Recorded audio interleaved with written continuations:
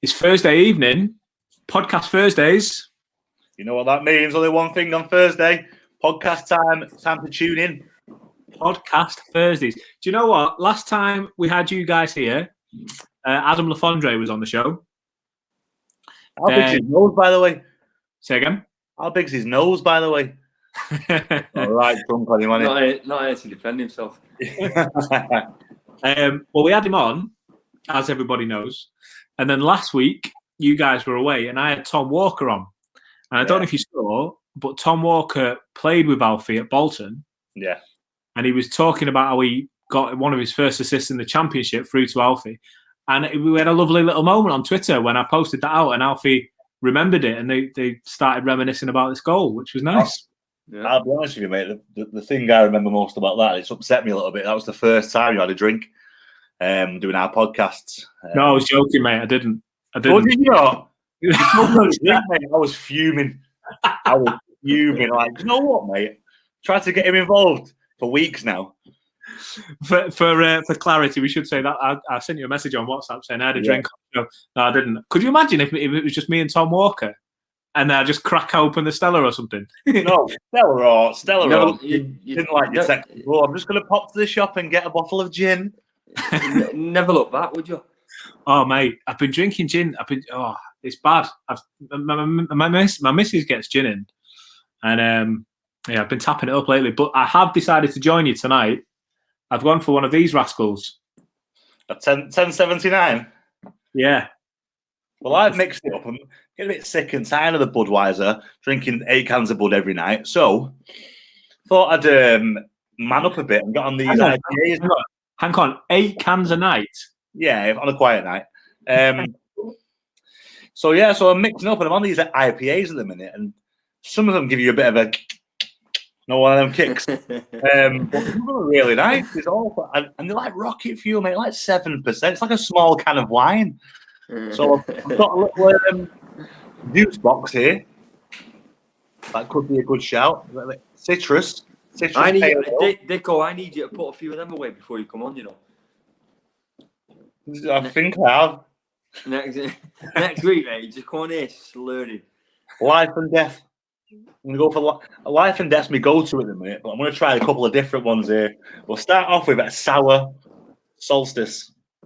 I'll tell you what, I'll crack in as well. When the doors are open, though. Same. Nice, mate. Jesus Christ. What's that record like? Yeah. You're outsider. Calm down, Matt. No, we need to say when the doors are open and we can do a live podcast in one of the bars or pubs or something. That's when we'll get turned over by the end of the show. That is sour. That's what. I think the name gives it away a little bit. Chewing on the wasp. Sour solstice, mate. It's lovely though. It's lovely. Yeah, I think our first live podcast should be at County's ground. That's what I think. I agree. Have you poured that into a glass? Yeah, I've come to pressure, mate. Have you poured that into a glass? Yeah. I'm logging off, mate. I can't do this anymore. I can't live like this. Do you know what? I was thinking to myself, don't mess up the pour. You're live to the world. Don't mess up the pour. And I think I'm going to have to go and stick a flake in it, mate. So we've gone from making him take his rascal jumper off. He's even moved where he is. We're making him take his curtains down. He's telling me before he's going to get an haircut.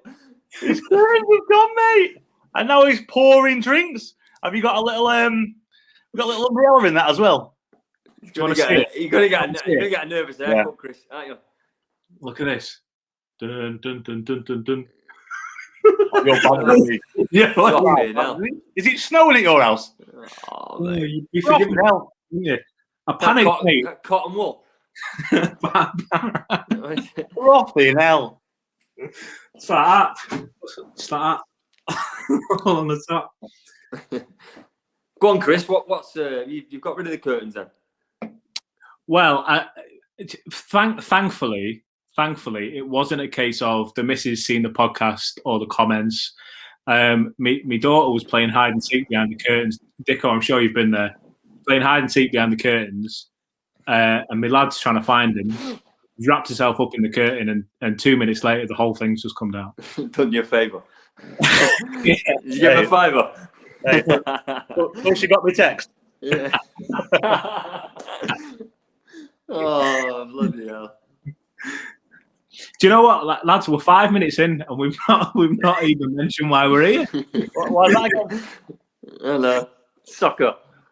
I tell you what, just on that one, I on the way to my friend's house before my mate's little boy's twins' birthday, popped round with a little present and stuff.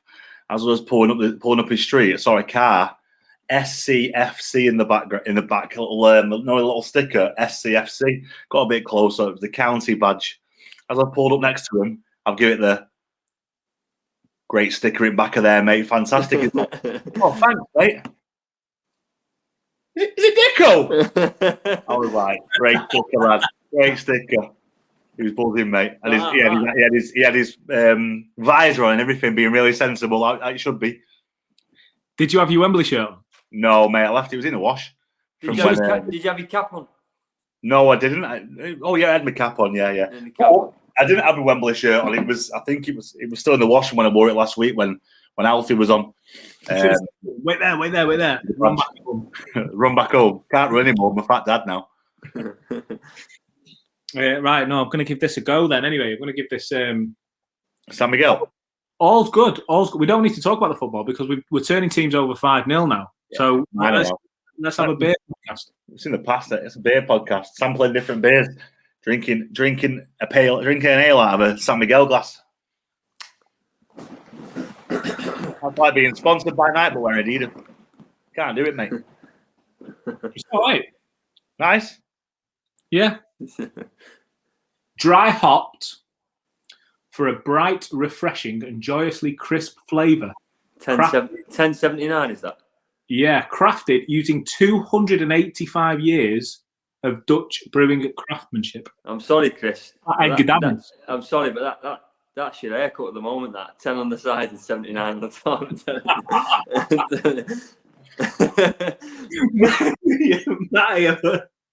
But sour boy here. But keep it. This sour boy here, mate. Every one of them sweets, them brain liquors that kids have. No. Do you know, like, just a sour? This is the sourest drink I've ever had in my life. Shows your face. Have a sip. It shows you. Have a sip. Shows your face. Let's see what you've got. Shows you chewing on the wasp face. Oh. I can emoji that. It's a good head, that, mate. Top. How's your Strongbow dark fruit? Is that all right? How's what? Your Strongbow dark fruit. Yeah. Nice, yeah. My Vimto, yeah. One, mate. What a man! What an athlete! Hang on the reel for a moment. Vimto is the best cordial by a mile. Stroke hot drink. Yeah. Oh. We fall out in this house when the shopping comes in, and there's no there's the what's it called, apple and black currant or something. Yeah, my missus when she came on with Ribena. Should we have a hot Ribena? Why don't you move out, love? It's a sit down, that, isn't it? In the chat. Yeah. No, yeah, we need to talk. It's not working for me. Yeah, it's not me, it's you. Yeah. Right, we're going to move on to football. Because that's what the people are here for. Right. Although we'll keep it on the beer twist as well, I think, because I'm going to enjoy this. But when we got the win against Chesterfield the other week, everyone's thinking, right, okay. I actually spoke to Tom Walker on the show after it, and I was saying to him, what was the sense of relief like? Because you don't like saying it, you're trying to keep positive and everything else, but when you're not winning, you're not scoring, and the games are starting to stack up, it does get to you. We then get a good win against Chesterfield, and it's like we've turned a corner. Everyone's buzzing again. We go away to Weymouth, and again the wheels come off. All right, we've absolutely hammered them for possession and everything else, but the ball's not going in, and you're thinking, now we've got to go away to Solihull. This could be a bit of a problem. We come away 5-0 winners. Do you know what I mean? I can only imagine now the camp is absolutely bouncing. I think in times like that where you say, you know, you come off a 2-0 win at Chesterfield, and yeah, it's like, oh, we've turned a corner now. I think sometimes you still need that extra defeat or extra draw just to make you realise, you know what, we've got. It wasn't just a blip. We need to knuckle down. We need to play. We need to train hard. We need to work hard. A lot of people, like you say, a lot of fans as well would have thought, right, we're back to winning ways now. And it's just that little bit of a kick up the arse. Oh, you know, you're not invincible. And it kind of worked for him. You know, the performance in Solihull, you know, albeit they went a man down, but no, you know, you can't take anything away from County. 5-0 with against 10 men or 11 men is a great result. Yeah, of course it is. I mean, how many times have we seen a team go down to 10 men, shut up shop, make it a horrible, boring game, and it finishes 0-0, and the team with the 11 men are made to look silly because they've not been able to beat 10 men. Sometimes it's more difficult. You know, they do get 2 banks of 4 and a 1 up front. They can't get out of their own half. You know, it's like any sport really. If somebody's really going into the shell, you try breaking them down when they don't want to be broken down. It's tough. It is tough to get nice and compact, and then it comes down to things like fitness and how fast you can move the ball to spread them apart. And it's tricky, but I mean, everything just went for us the other night. Our finishing was brilliant. You know, fantastic header from Tom Walker. John Rooney was on point most times he got the ball. I think one goal changes things as well. As soon as the pen went in, I think we settled a bit, and then it just snowballed from there, and the game was 1-1 in the first half. A debut goal for the new lad as well. He's just joined, he's just on the books, and he kicks his career off with a goal. As a striker, Dicko, I'm assuming that's, well, you can't ask for anything more, can you? He's no better start as a striker, confidence-wise. You know, he's coming to on loan to a lower league club. He wants to put a performance, and he wants to be noticed by the county fans, but also his parent club as well, because that's his main goal have been at county. He wants to be noticed that he's doing things and he's working hard and he's scoring goals. And as a striker, scoring goals, that's what you get judged on. Don't matter, you can play. You look at players in the past, for example, someone like Emil Heskey, who put performances and put his body on the line for team after team after team, didn't score that many goals. It gets unnoticed. As a striker, you get judged on scoring goals. And for him to score a debut goal, that'll just boost his confidence massively, and he'll be looking to go into the next game, you know, whether he starts or comes off the bench as more of an impact sub. He'll be wanting to do the same again and again and again, because that's going to benefit his career and you know, for him to work his way up.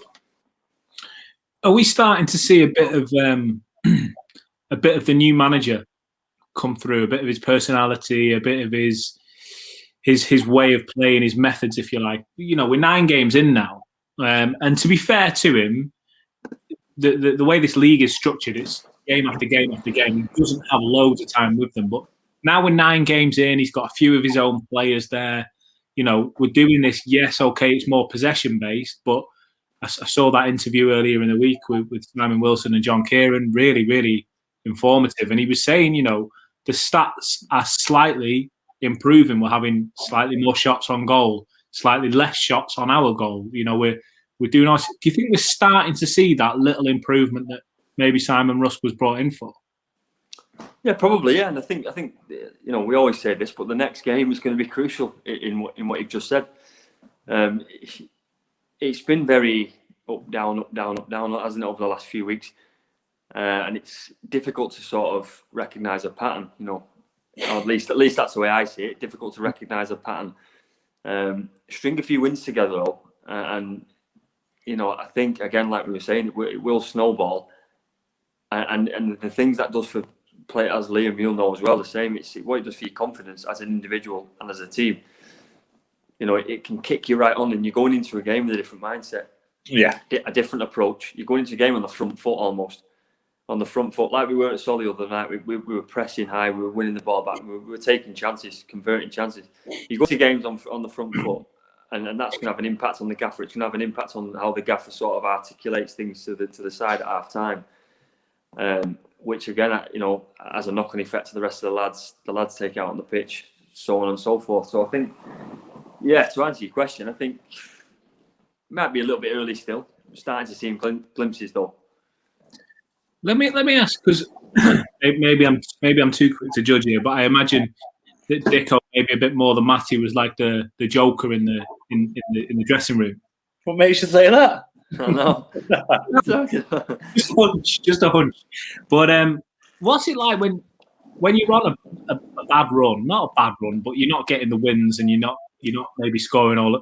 But then when that changes and you start blowing that cobweb out, how does your attitude as like run guys, if you like, in the dressing room change? Do you have to tone it down a bit, or do you just not feel like doing it when the results aren't coming in? But then when a 5-0 does come in, it's. I think it's a bit of both, mate. To be honest, it's like I've been in dressing rooms where with Matt, where it's been a relegation battle at Staley Bridge and it's like we're on the team coach on the way home from a defeat, and you're on the back of the bus and you're having a bit of a chat, having a bit of a laugh and a joke, because at the end of the day, you're there to win. You wear your heart on your sleeve on the pitch, but it's a game. It's a game of football. There's bigger things in the world to worry about. Don't get me wrong, you gutted after a game. I was gutted after a game. I wanted to win every game. Like, I don't think you'll ever come across a sports person who doesn't want to win. Otherwise, there's no point you doing it. Why then? But then you've also got to try and separate that from your personal life. And for me, I used to get really down if got beat. When the first time for county, when we used to get beat, I was so moody. It affected me massively. I had mood swings. I didn't want to do anything. I was fuming. But I feel like as you have more defeats throughout your career, you learn to get used to it, adjust to it, and you can't take it all so serious. You've got to have a bit of a laugh. And everyone's different. Everyone reacts different. But I mean, there's a time and a place for it. It's also you can have a laugh and stuff. But if you're on the back of the team coach and you've just been smashed 4-0 off someone and you're laughing, joking at the back of the coach, it's like you don't give a toss. So you have got to tone it down at times. But when you get that first win again and that confidence up, it's like you've won the league.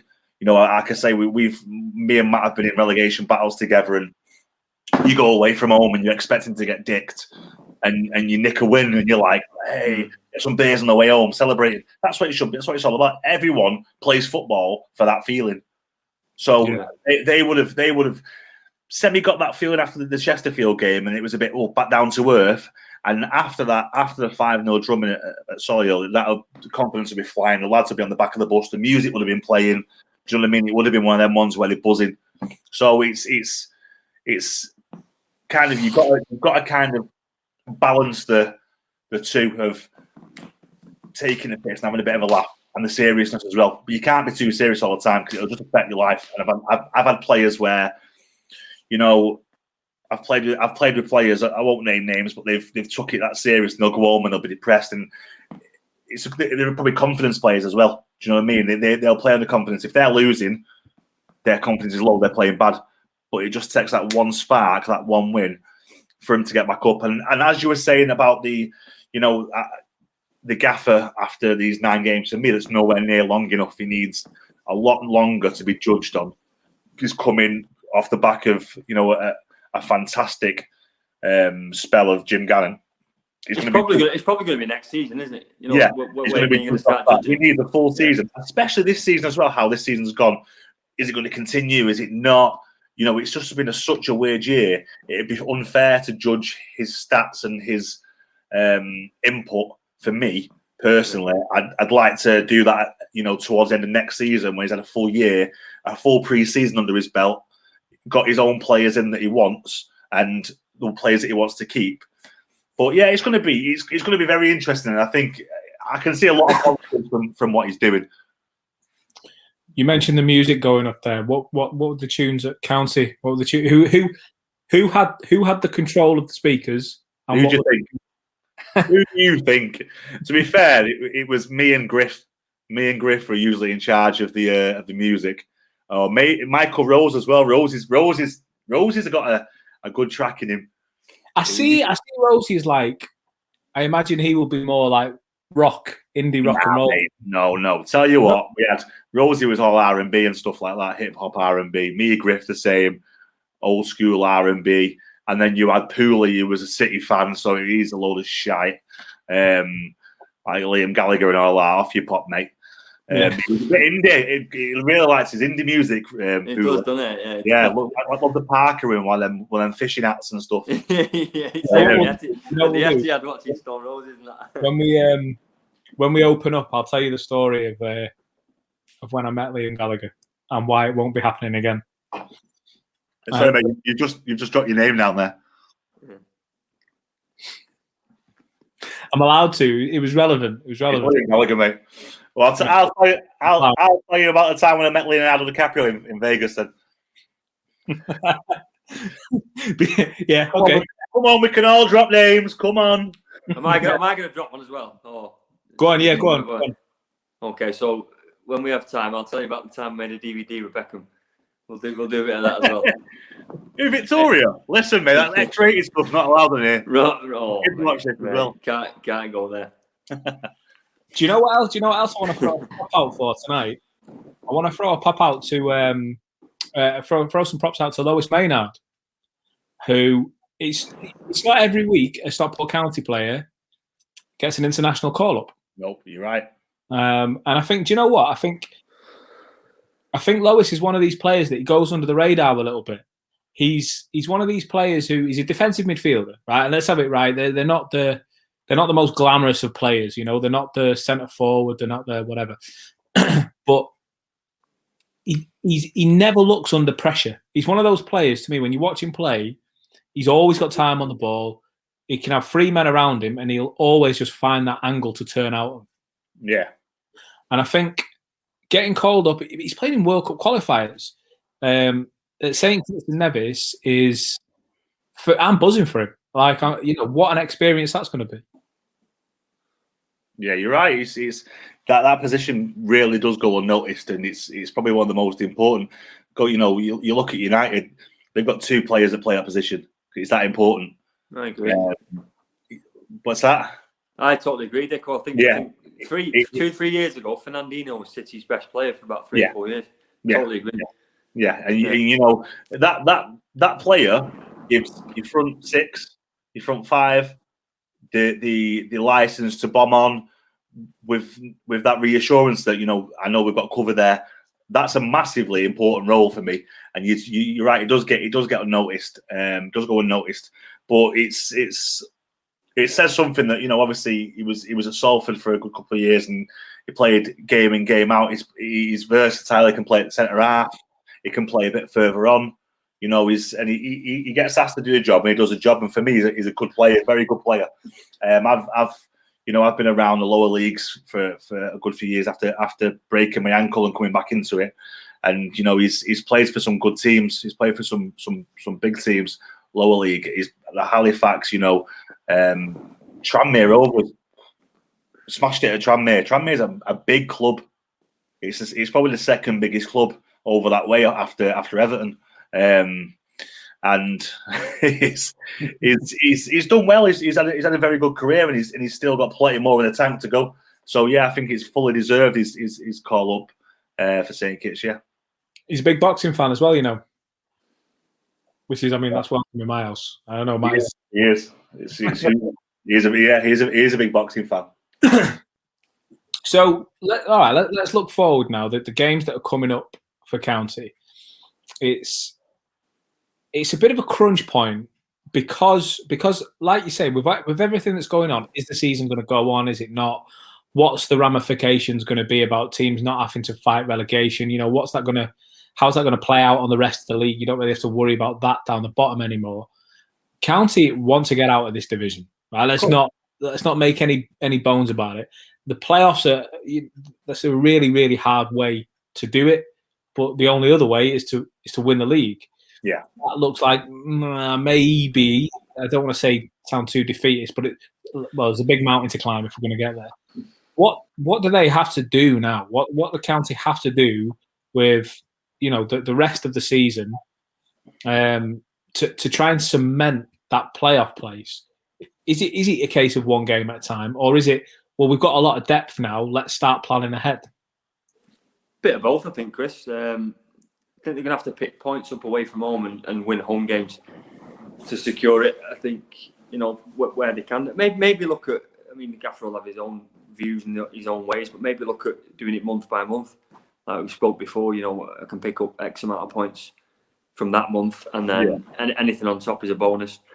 But then again, you could argue that looking at it game by game is another way to go. It doesn't really matter. I think if he strings 2 or 3 wins out of the next 4 games together, then you're right in the mix, and you're serious contenders then to be going up. If you string 2 or 3 losses out of the next 4 games, then things change. So it doesn't matter what way you spin it, I suppose. It's a weird one because you look we're in March now. We're halfway through March, and there's still what is it, like 17, 18 games left to be played. Yeah, it's crazy. It's like at this point of the season, you kind of know who's pretty much going to be in the playoff, or there might be 2 extra teams that are fighting for it. It's anyone's. You're looking. I'm just looking down now. At the league table, you've got from 12th to 3rd, 11 points. Yeah, and there's 3 games in it, and a couple of. That's it. And there's so much to play for, and there's so many games left. So it's kind of feels like it's like a December at the minute, where anything can happen. But I feel like you've just got, like you say, it's the old cliche, you take it game by game, but that's all you can do. I feel like when you plan for the future, resting players and stuff, when you're secure. What's mid-table is this checkered run of form, if you like. I think I'm right in saying 9 games for the new gaffer, 3 wins, 3 draws, 3 losses, and we're still in 4th. Yeah, that's what I was thinking. I was thinking the same. Sometimes that is a stroke of good fortune, but how many times have commentators and pundits found a cliche way of saying you need the rub of the green, you need the good luck to get there? We're still 4th, and okay, maybe I'm being defeated. We're 7 points off the top, albeit they've got a couple of games in hand as well. That looks like a long way to go, but I don't know. I'm confident that the playoffs are there for the taking, because who wants to go up as champions, mate? No one. You don't want to go up as champions. You want to do it the right way, don't you? The hard way. So, I don't know, mate. If you offered me the opportunity for champions now, I think I'd probably take it. No, you know what I mean. But I'm fully confident they've got more than enough in the camp to certainly be pushing for the top 2-3 spots. Yeah, to ask questions, definitely. Yeah, whether top spots just out of the sight or not. Like I say, this time any other season, I'd probably say yeah, but considering we've got 18 games left, a lot can happen. I think as well. I think this might sound silly, but I think money's going to play a part. I think you probably at this point in the season with so many games still to play, you're probably going to start to notice those with less funds starting to drop off. To get a couple of injuries, they have to draft kids in.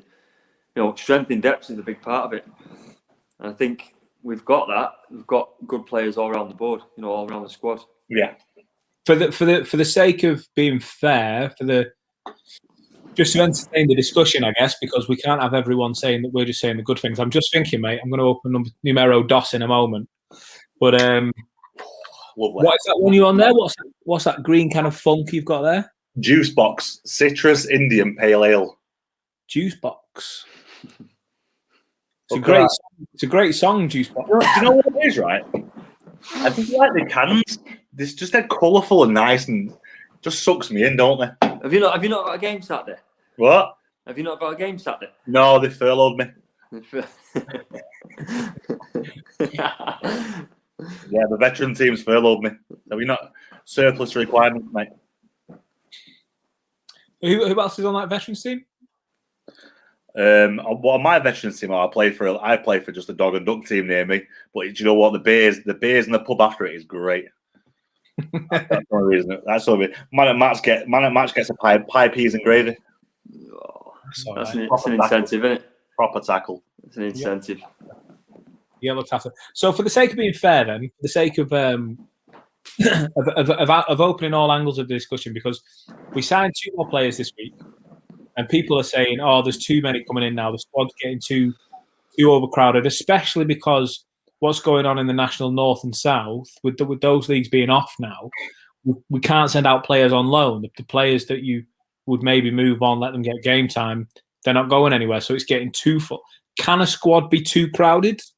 At a time like this, for me, no. You need all the manpower you can get. Never. If players are willing to hang around and fight for places, that is a manager's dream. Yeah, it's not necessarily can it get too crowded and you've got too many players in.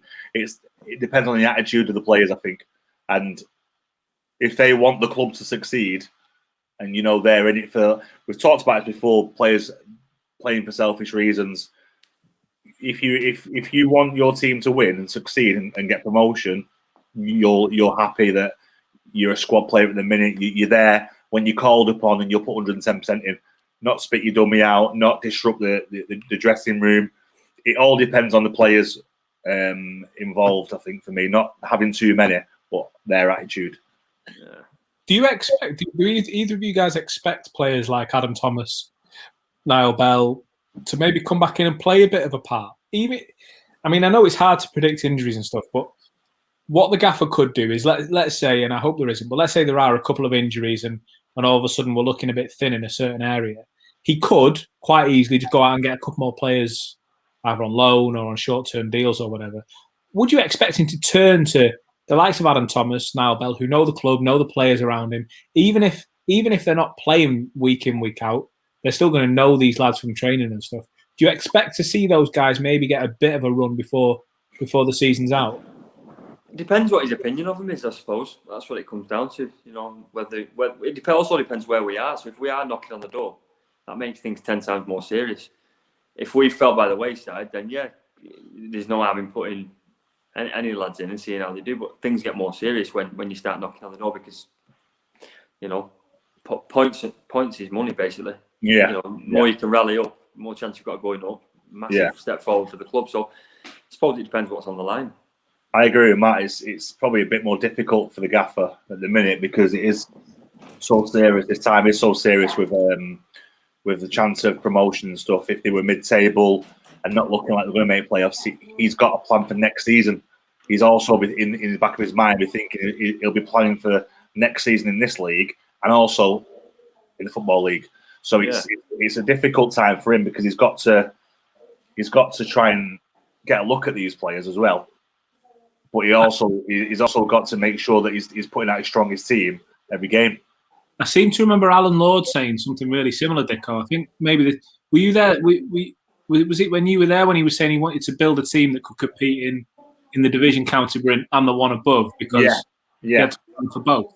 Because a lot of people don't think that. They think we're going to try and play off. We don't get playoffs, we're back in. But as a manager, you've got to plan your next season. He's signed a contract, so he'll want to know he can count on players that are that can compete in the league that are in now, also that can compete in the league above, and where he's going to have to strengthen and where he's going to have to lose players.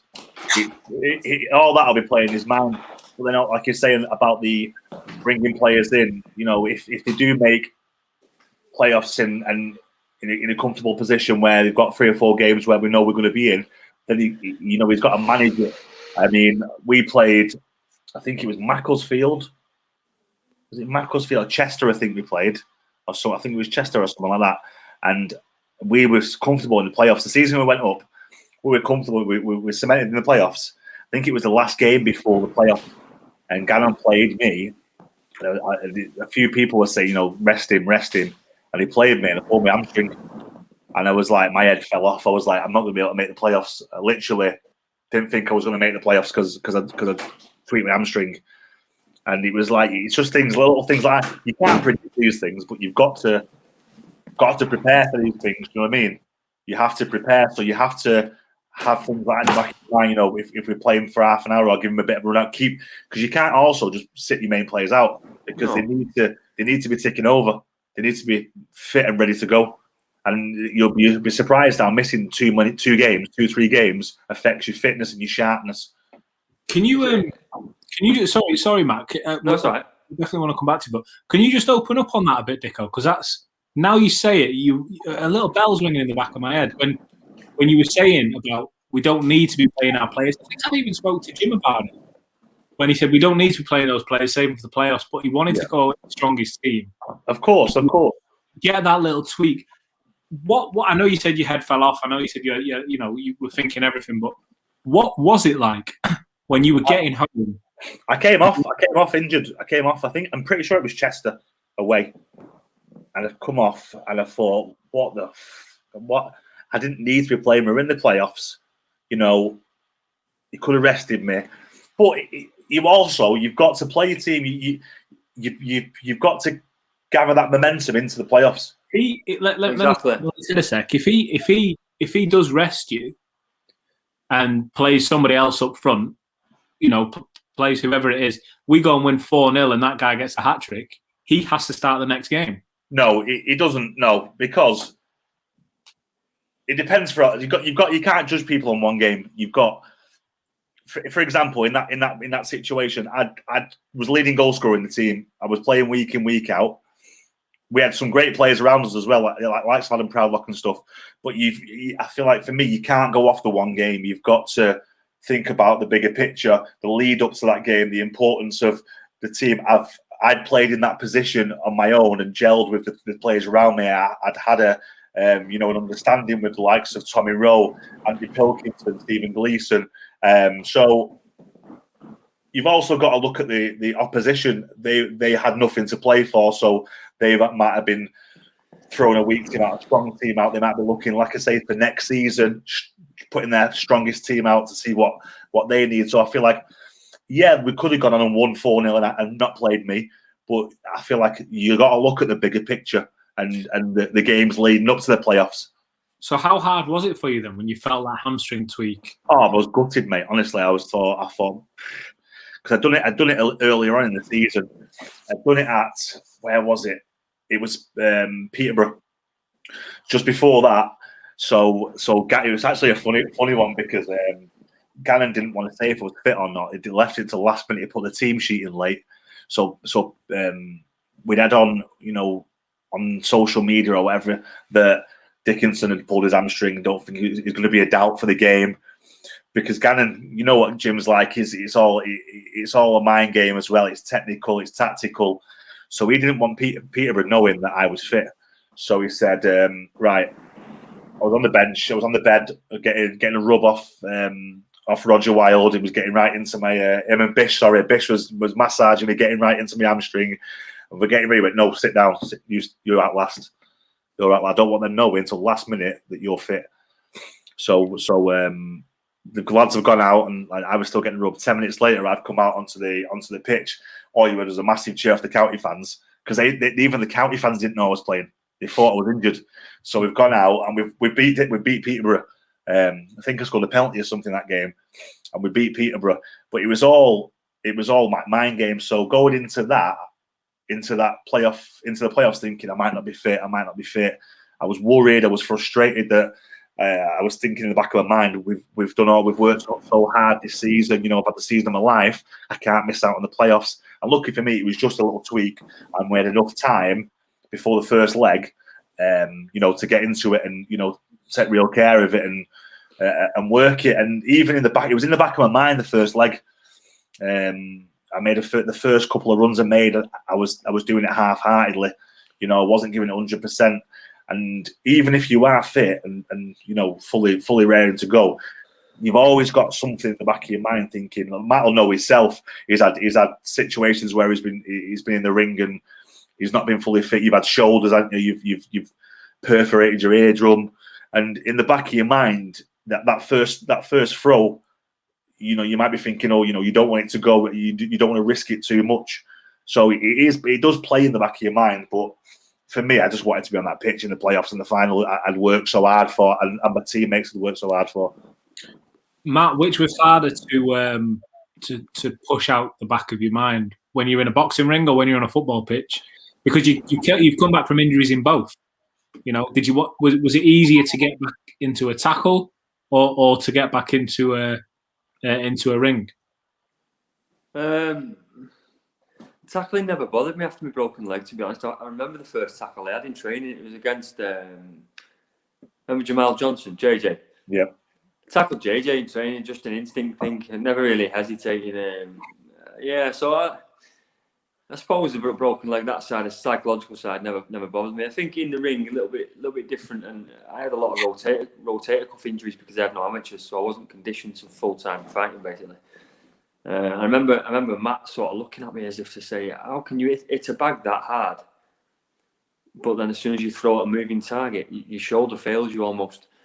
And it's purely, obviously I'm in physio now, but it's purely because your rotator cuff's job is to stabilise your shoulder. Now, when you're in a bag, the momentum's being broke, you're hitting it, and you're not going to have to overstretch. Whereas if you hit a moving target, there's a good chance you'll maybe go too far and you come out of the socket. So there's those things to think about. But psychologically, I think probably the boxing, to be honest, is a bit more difficult. Yeah, a bit more dangerous, isn't it? So it's quite a lot more dangerous. So things are in your mind. Danger's your name, mate. Jamal Johnson. Yeah. Jamal Johnson. Yeah. Which JJ, you was the little black winger striker. Yeah, he come on loan from was it MK Dons at the time? MK Dons.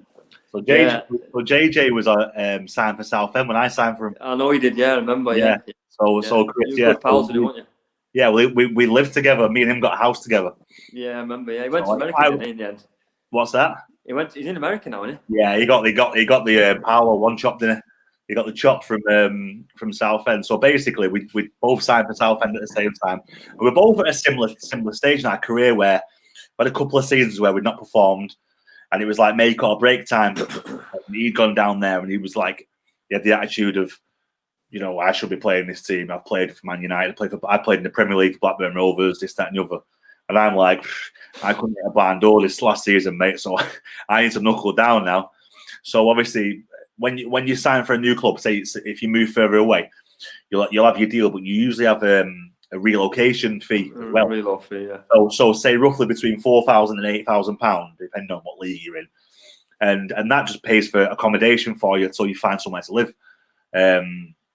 So me and you're in a hotel, and it's niggling away. It's eating away at your relocation fund. So you'll be looking. I couldn't find anywhere in Southend, like everywhere. And I found this one place. It was a 2-bed apartment on the seafront, class, mate. It wasn't too expensive or anything. So I went down to meet the estate agent, and the estate agent said, "Oh, you're meeting the landlord there." So I said, "Okay." So I went down there.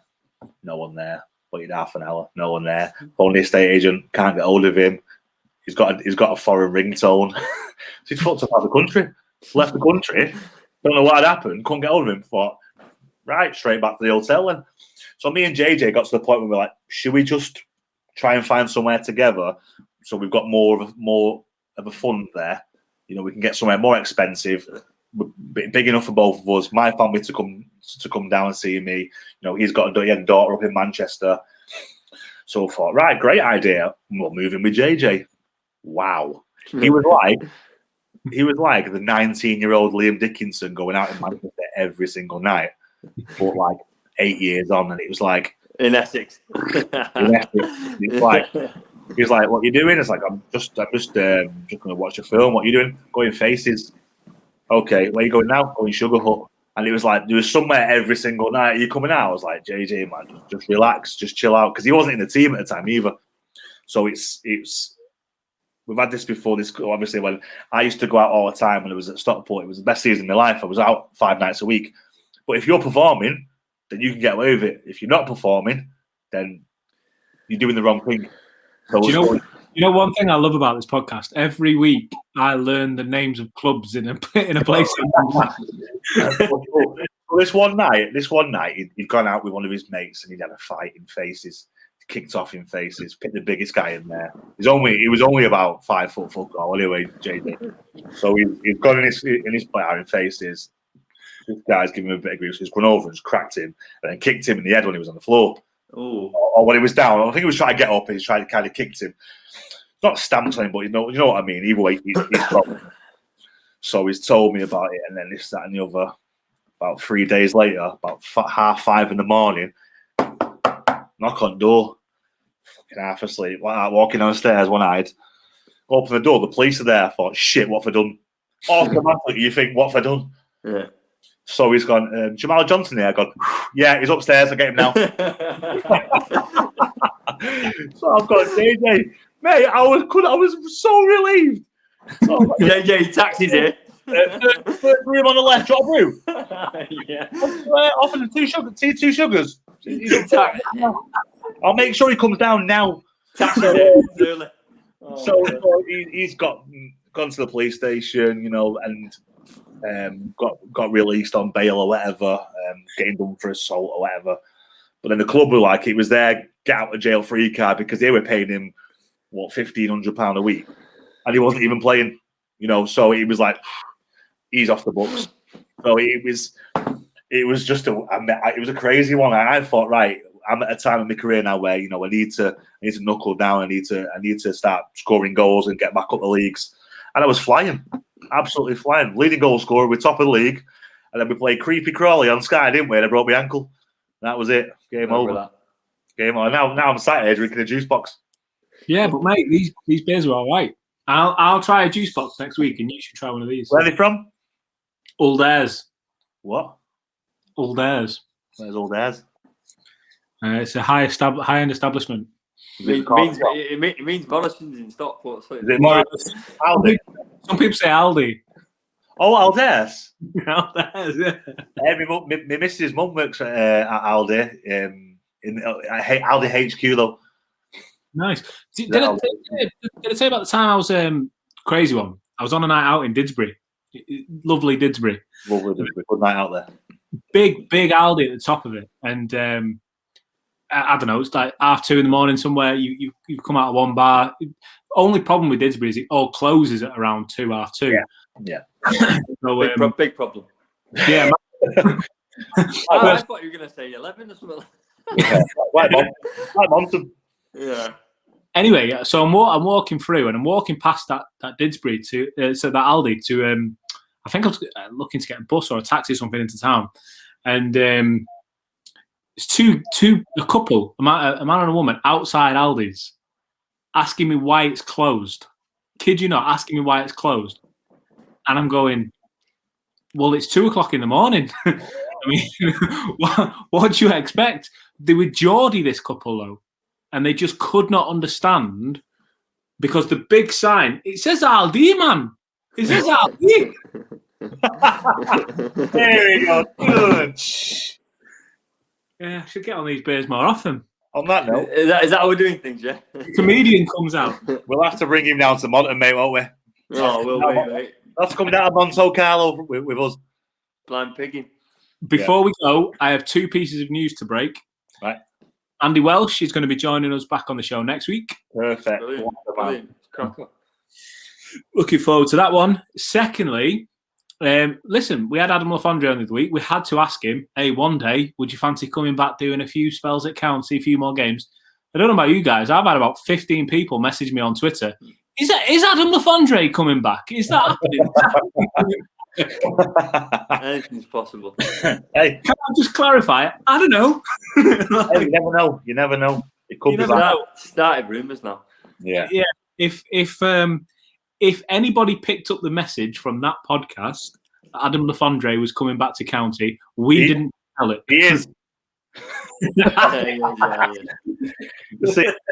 I'll see you in August. Starting Saturday. No, you know what, mate? Like you say, like you said, it'd be nice to end his career there, but who knows? He's got a lot of things, and what I loved about it, it was a family decision, not just him, not a selfish thing, not about money. It was a family decision where they're going to go next, and that's an important thing. You've got what people don't realise. You've got the partners. Amy's travelled all over the country. She's lived in Reading. She's travelled up and down to Cardiff. She moves to the other side of the world, for God's sake, with the kids. And I think that goes unnoticed sometimes. It's a big strain on the families when players get moved. People always say, "Oh, look at that big money move. Bet he's rich now. This, that, and the other." Or he's only gone there for the money. There's a lot more behind it. Uprooting kids from school. You're unsettling people, aren't you? Friends, yeah, and it might not work. You could go somewhere, and it might not work. It's a big risk. So it's rightly. When you say it doesn't work, and you know what? I'm going to hold my hands up. I've been guilty of this before working in football and stuff. You find yourself not liking players as people, even though you don't know them, you've never met them, you don't like them as people because they don't perform for your team on a Saturday afternoon. Yeah, you know what I mean. Like, you find yourself not liking that person. So yeah, it's really, you know, I can imagine it's just one of them ones with football. I feel like once you play the game, you have a total different outlook on it than a fan. Even though you're a fan yourself, you look at things like, I don't know, Tevez going to City from United to City. He was a Judas. He was City are paying his wage. If someone offered you more money, if you worked at Tesco and someone from Asda said, "Well, we'll give you double that wage," you'd be gone. There'd be no loyalty to Tesco, would there? He's not United. He's not a United fan. It's a living. It's his not job. English. It's a very short career, so people don't take that on board. I feel like because there's so much passion in the sport, you take it to heart as a fan. You take things to heart, like you're saying. If a player's not performing for you, you take it to heart. He's not performing for me. Why is he not performing for me on a Saturday? Like exactly. You're the manager, and it's hard because you love the club and you love your team so much. And it's how you get blindsided at times. But yeah, there's a lot more than just going from a club for money. You got to think about the families and the people's children, friends. We'll leave all that behind. Alfie left all that behind to go to the other side of the world to play football, to give himself another opportunity, to give his family and his daughters an opportunity of living in a beautiful place. So I take my hat off to him. I agree completely. Listen, boys, it's been a treat as always. I don't know if I'm going to bring a beer on again because I get a bit loose. You're half cut there. You're half cut. He's always sniffed it. I'm going to sleep, lads. You know what I think we could do with doing on Twitter? Getting a little poll of who people want to get on here. Great idea. That's a good shout. Do you mean current or legend? Both. Oh. Or either. Yeah, either. Yeah. Do a poll for current and a poll for legends. Yeah. Yeah, let's do it. I'll put that out during the week. Perfect. Have a good evening, fellas. Top one. Been emotional as per. Pleasure. Take care.